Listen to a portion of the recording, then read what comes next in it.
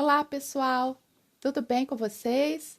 Para quem ainda não me conhece, meu nome é Fernanda Queiroga, sou especialista em Direito Administrativo e hoje vamos dar continuidade à nossa conversa sobre preclusão e reequilíbrio econômico-financeiro. No vídeo passado, nós conhecemos o Instituto da Preclusão, seus tipos, exemplos de preclusão temporal, consumativa, lógica, punitiva, administrativa. Falamos um pouco sobre os conceitos e os requisitos dos institutos que tendem a equilibrar o contrato, como o reequilíbrio econômico-financeiro, ou como também é chamado de recomposição do equilíbrio contratual. Falamos do reajuste e suas espécies, que seriam o reajuste em sentido estrito e a repactuação. Então, sem mais delongas, vamos dar continuidade ao nosso vídeo. Bom, no vídeo passado eu deixei no ar a seguinte pergunta: como surgiu a questão da preclusão em relação aos institutos da repactuação e do reajuste? Esse instituto, ele surgiu a partir da prática administrativa em conjunto com a construção jurisprudencial do Tribunal de Contas da União.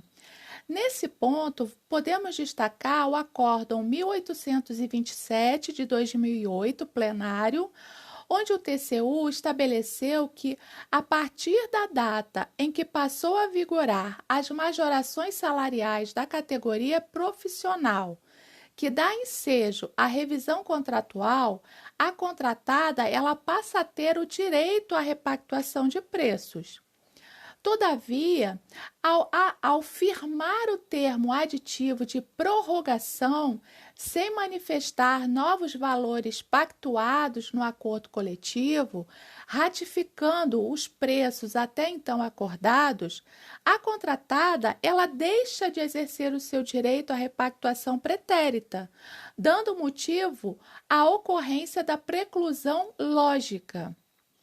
Nos contratos referentes à prestação de serviços executados de forma contínua, o prazo para o contratado poder exercer perante a administração seu direito à repactuação contratual, ele se estende da data da homologação da convenção ou acordo coletivo, que fixar o novo salário normativo da categoria profissional, categoria esta abrangida pelo contrato a ser repactuado até a data da prorrogação contratual seguinte.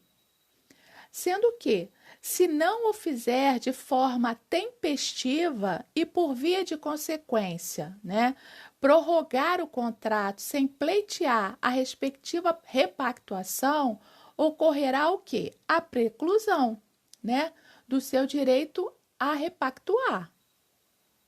No caso analisado pelo TCU, o que aconteceu foi tão somente a alteração do prazo contratual, onde o contratado ele ratificou todas as demais cláusulas e condições estabelecidas no contrato original, sem apresentar qualquer manifestação ao seu direito à repactuação em decorrência daquele acordo coletivo.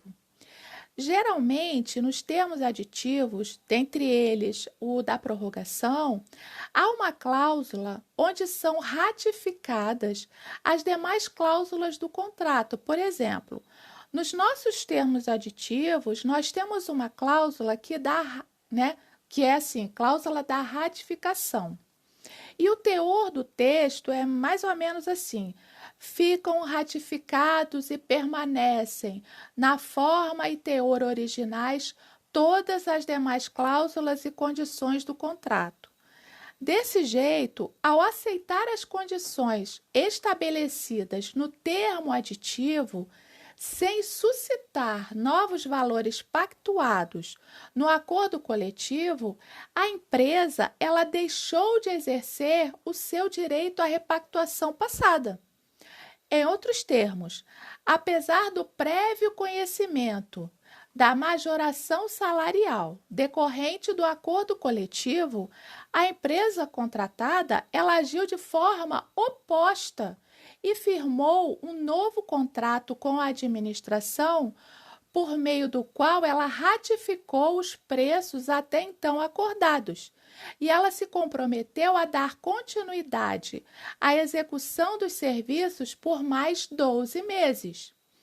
Então, à vista disso, o TCU ele considerou que a solicitação de repactuação contratual feita pela empresa em data posterior, com efeitos retroativos ao acordo coletivo, encontrou óbice no Instituto da Preclusão Lógica. Desse fato, a preclusão lógica, ocorre a preclusão lógica quando se pretende praticar ato incompatível com outro anteriormente praticado. No caso, a incompatibilidade residiria no pedido de repactuação de preços que, em momento anterior, receberam a anuência da contratada. A aceitação dos preços quando da assinatura da prorrogação contratual, ela envolve uma preclusão lógica de não mais questioná-los. Com base em quê? Com base na majoração salarial decorrente do acordo coletivo. Tá? Então, a Advocacia Geral da União, adotando os fundamentos do Acórdão 1827 de 2008, plenário, através do parecer 01 de 2008, ela entendeu que a repactuação ela deverá ser pleiteada até a data da prorrogação contratual subsequente, sob pena de ocorrer o quê? A preclusão lógica de exercer o seu direito. Posteriormente, esse entendimento ele foi positivado também por meio da Instrução Normativa número 5 de 2017, que em seu artigo 57, parágrafo 7º, diz que as repactuações a que o contratado fizer jus e que não forem solicitadas durante a vigência do contrato, elas serão objeto de preclusão com a assinatura da prorrogação contratual ou com o encerramento do contrato. O parecer da AGU ainda fez referência ao doutrinador Marçal Justem Filho, onde ele apresenta a diferença entre renovação e modificação contratual. Para o ilustre doutrinador, a renovação contratual ela consiste em promover uma nova contratação, de conteúdo similar a um contrato anterior, para que tenha vigência por período posterior, mantendo-se as partes em situação jurídica similar à derivada do contrato que se extingue. Em termos jurídicos, a renovação ela não é uma modificação contratual. Envolve o quê? Envolve uma nova contratação, ainda que com cláusulas e condições similares às constantes do contrato extinto. Por isso, a renovação da contratação não se confunde com a mera alteração do prazo de vigência de um único e mesmo contrato. Desse modo, com base nesse entendimento e com amparo, no Acórdão 1828 de 2008, plenário, o parecer da AGU adotou a interpretação de que, fim do prazo de duração e prorrogado o contrato, sem que o interessado solicite seu direito decorrente de evento do contrato originário ou anterior, haverá preclusão lógica do direito, concretizada na prática de ato incompatível com outro anteriormente praticado. Dessa maneira, conforme ensina a doutrina geral, o fenômeno da preclusão lógica ele deve ser compreendido como a perda da faculdade ou poder processual, por se ter praticado ato incompatível com o seu exercício. Gente, ela está intimamente ligada à vedação ao venire contra facto proprium, né, que é a regra que proíbe o comportamento contraditório. O venire contra facto proprium, ele é um brocardo latino que significa vir contra seus próprios atos. Ninguém pode comportar-se contra seus próprios atos. Por isso, a prática de um ato processual implica a impossibilidade de praticar um ato, né, um outro ato, com ele logicamente incompatível. Ou seja, ela veda comportamentos contraditórios de uma pessoa. A preclusão lógica, então, é consequência da prática do primeiro ato e não do ato contraditório. Essa condição se explica porque todo contrato, e aqui se inclui também os termos aditivos, eles possuem um prazo de vigência especificado, não podendo ter vigência indeterminada, sendo certo que todos os efeitos dele decorrentes devem originar deste período em que se encontrava vigorando. Daí a razão para que seja firmado um prazo razoável, a fim de que a contratada ela solicite administrativamente a repactuação decorrente do aumento dos custos contratuais. Isso se faz necessário por quê? Porque em eventual renovação do contrato administrativo, o órgão público contratante, ele deve, por lei, verificar a vantajosidade econômica na continuidade do contrato, o que restará prejudicado, né, caso a contratada apenas apresente a solicitação para repactuação após a prorrogação, né? Exemplificando essa problemática, Rony Charles Lopes ele salienta que, em muitos casos concretos, a empresa ela silenciava sobre sua intenção de repactuar, evitando o aumento do valor contratual e mantendo em um patamar que permitiria a prorrogação contratual, facilitando o reconhecimento do interesse da administração na continuidade de um contrato com valor reduzido. Se inicialmente essa situação parece beneficiar o órgão público, ela pode gerar prejuízos quando, anos após a ocorrência do fato gerador ou fatos geradores, né, for requerido o pagamento retroativo de todas as repactuações outrora não realizadas. Por isso, foi necessário construir um limite razoável para o exercício dessa disposição, ao menos administrativamente.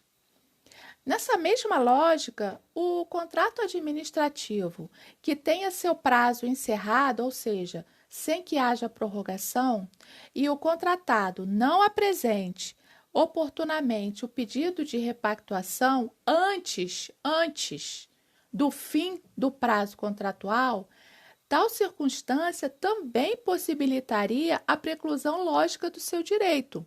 Pessoal, existe precedente do TCU no sentido de que o prazo para o contratado poder, né, exercer perante a administração o seu direito à repactuação contratual, ele se conta da data do evento que ensejar a repactuação até a data da prorrogação contratual subsequente, né, se for o caso, ou do encerramento do contrato. Sendo que, se não o fizer de forma tempestiva e por via de consequência ele prorrogar o contrato ou deixar transcorrer o prazo de vigência, ocorrerá a preclusão lógica, né, do seu direito a repactuar. Nós temos outros enunciados do TCU, como, por exemplo, o Acórdão 1601 de 2014, também do plenário, que ressalta que ocorre preclusão lógica do direito à repactuação de preços decorrente de majorações salariais da categoria profissional quando A contratada firma termo aditivo de prorrogação contratual, sem suscitar os novos valores pactuados no acordo coletivo, ratificando o quê? Os preços até então acordados. Temos também o Acórdão 8237 de 2011 da Segunda Câmara, que, se após a data do acordo coletivo, que majorou os salários da contratada, né, ela concorda em prorrogar o contrato sem ter solicitado o aumento dos preços contratuais, sem fazer qualquer ressalva, né, considera-se o quê? Precluso o seu direito à repactuação desde a data inicial do aumento salarial. E ainda, temos o Acórdão 477 de 2010 do plenário, que assentou o entendimento de que, se à época da prorrogação do contrato de prestação de serviços contínuos, mediante termo aditivo, a contratada, ela não pleiteou a repactuação a que fazia jus e a administração decidiu prorrogar o contrato com base neste quadro, né? Não pode a contratada, após a assinatura do mencionado aditivo, requisitar o reequilíbrio. Por quê? Porque isso, gente, implicaria negar à administração a faculdade de avaliar se com a repactuação seria conveniente, do ponto de vista financeiro, manter o contrato. E quanto ao reajuste? A preclusão? É possível o deferimento de reajuste retroativo? E o reajuste automático, né? Diante dessas questões, já é possível adiantar que a resposta não é tão simplória, tão direta, porque há controvérsia.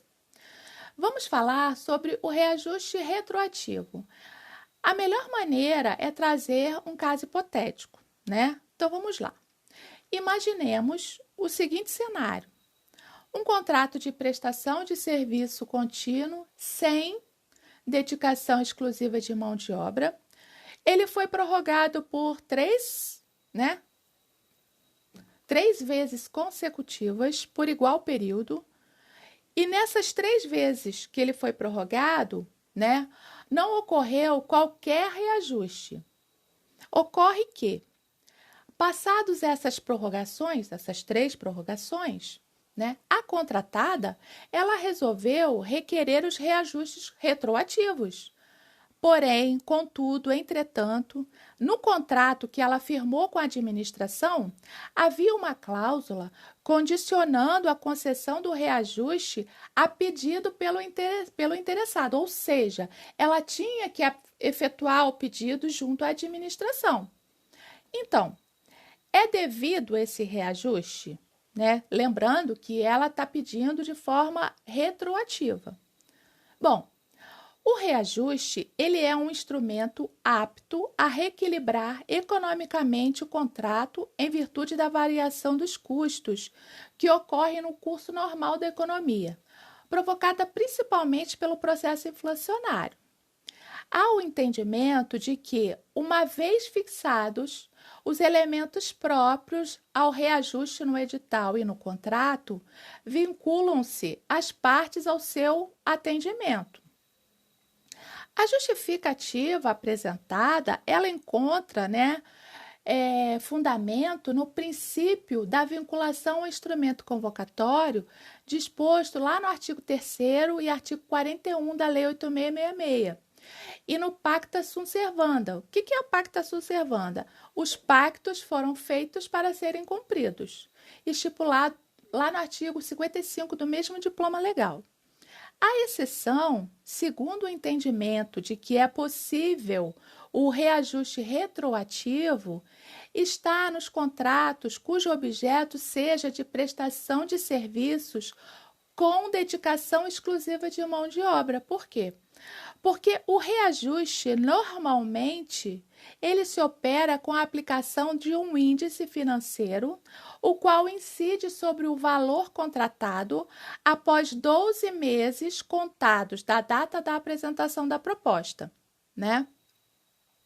Desse modo, no nosso caso hipotético, uma vez que o contrato ele condiciona a concessão do reajuste a pedido do contratado, preenchido o requisito temporal imposto pela ordem jurídica vigente, né, e apresentado o pedido, seria devido o reajuste nos termos estabelecidos contratualmente. Acontece que, né, nós temos um problema. Por quê? Transcorrido o período de 1 ano para o reajuste, o contratado ele não solicitou a sua concessão.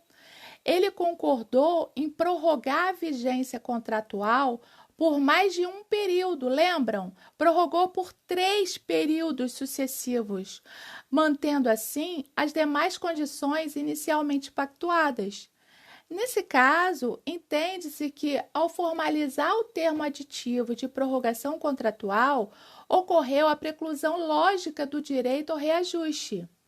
A preclusão lógica, como já vimos, ela impossibilita que as partes contratantes elas pratiquem, no bojo da relação jurídica, ato posterior, incompatível com outro ato praticado anteriormente.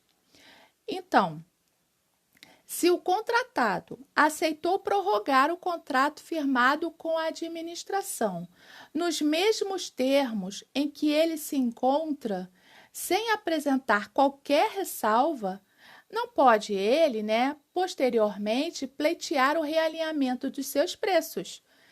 Desse modo, podemos dizer que no caso hipotético ocorreu o quê? A preclusão lógica.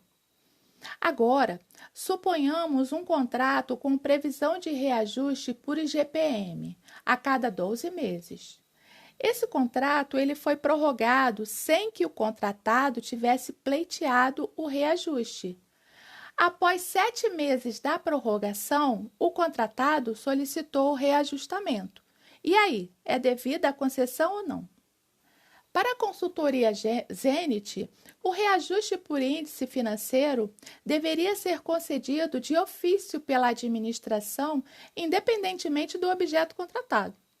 Justifica esse entendimento nos casos em que a regra é a de que, vencida a periodicidade mínima legal, de 12 meses, para a incidência do reajuste, automaticamente a administração, né, ela deve aplicar o reajuste com base no critério previsto no contrato, sem que haja qualquer necessidade de solicitação por parte do contratado. Em vista disso, o doutrinador Joel Menezes Niebuhr esclarece que, vencidos os 12 meses, a administração ela deve dar cumprimento de ofício ao edital e, em última instância, à legalidade, independentemente do requerimento do contratado. Por esse lado, nós temos o Acórdão 161 de 2012 do Tribunal de Contas, que ele registrou que a Lei 10.192 de 2001, porque essa lei ela regulamentou a questão dos 12 meses, do período inflacionário que nós tivemos, tem todo um conteúdo histórico. Então, esse Acórdão 161 de 2012 registrou que a Lei 10.192 de 2001 admite para o reajuste, né, a utilização de índices de preços gerais, setoriais ou que reflitam a variação dos custos de produção ou dos insumos utilizados. Nos casos em que isso é permitido, o reajuste ele é automático, mediante o quê? Mediante a simples aplicação do índice de preço estabelecido no contrato, que deve, dentro do possível, refletir a variação dos custos de produção ou dos insumos utilizados no contrato, né, que seria a aplicação automática do índice no caso de reajuste propriamente dito. Nessa lógica, a solicitação do reajuste pela contratada, em regra, ela não vai ser uma condição para a fruição do seu direito. Lógico, salvo se previsto alguma coisa em contrário no instrumento contratual. não havendo, portanto, conceber o quê? A incidência da preclusão desse direito em virtude do esgotamento da vigência contratual ou da sua prorrogação, sem a solicitação prévia do reajuste. Nesses casos, aplica-se o prazo prescricional de 5 anos, tá? Nesses casos que eu estou falando, por exemplo, o contratado ele não pleiteou o reajuste, não foi concedido o reajuste. Segundo a AGU, ela recomenda o seguinte, que a partir do momento em que surge o direito, né, apenas o decurso do prazo prescricional, em princípio, teria o condão de extinguir a pretensão do contratado. No caso, o prazo prescricional seria de 5 anos, tá? Então, nesse caso, não é imposto ao contratado a necessidade dele solicitar perante a administração o seu direito ao reajuste antes de esgotada a vigência do seu contrato.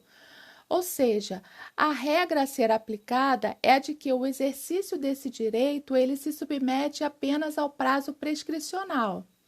Significa dizer que o contratado ele pode exercer esse direito desde o aniversário da proposta até 5 anos após essa data. Para essa regra, nós temos exceção? É claro que sim, né? A exceção a essa regra seria apenas diante da previsão expressa no edital ou no contrato de que a concessão do reajuste por índices estaria vinculada ao decurso do prazo de 12 meses e à apresentação do necessário requerimento pelo contratado, afastando desse modo a concessão de ofício pela administração. No caso específico, se houvesse previsão expressa, seria pertinente a adoção da preclusão lógica, quando prorrogado o contrato ou assinado o termo de encerramento sem qualquer ressalva por parte do contratado.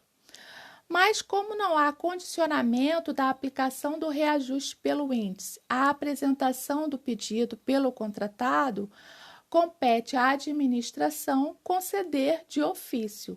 E caso não seja reajustado, ainda que o contratado tenha concordado em prorrogar a vigência contratual, nessa situação não ocorreria a preclusão lógica, que o contratado ele pode pleitear no prazo prescricional de 5 anos, contados a partir do seu surgimento.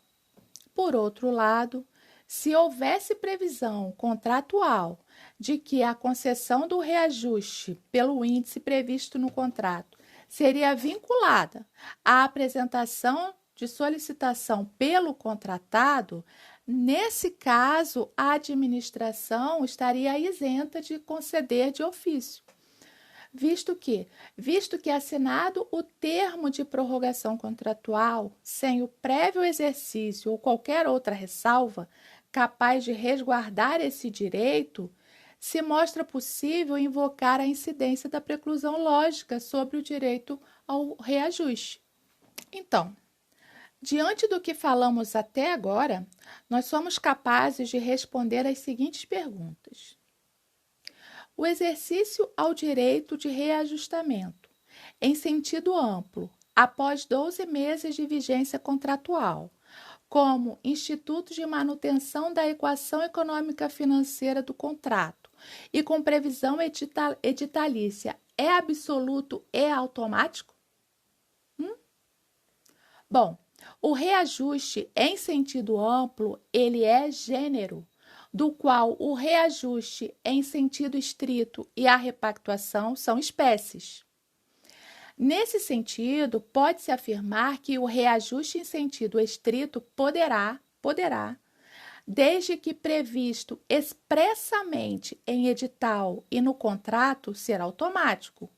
O que significa dizer que esse não é um direito absoluto. Não. Por quê? Porque ele depende do preenchimento do requisito mencionado.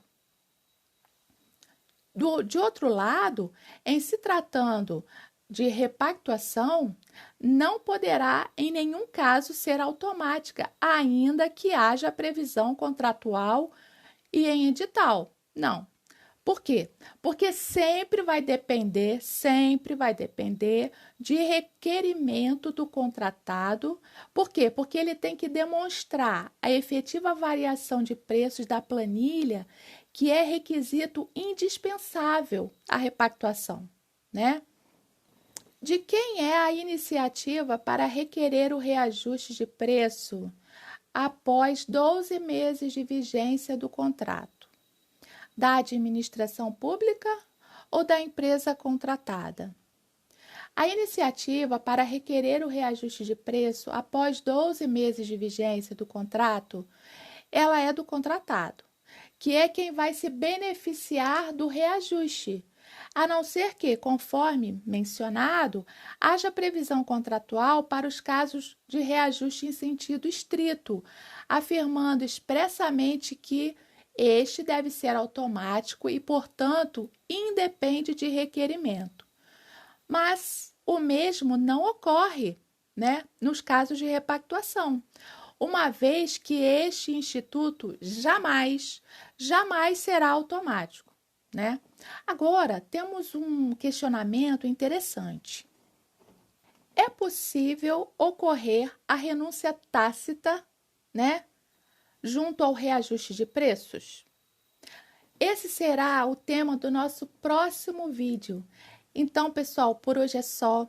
Obrigada a todos pela atenção. Se vocês tiverem alguma dúvida, deixem aqui nos comentários que eu vou tentar responder o mais rápido possível. E o pensamento de hoje é de Leonardo da Vinci. Aprender é a única coisa que a mente nunca se cansa, nunca tem medo e nunca se arrepende. Deus abençoe a todos.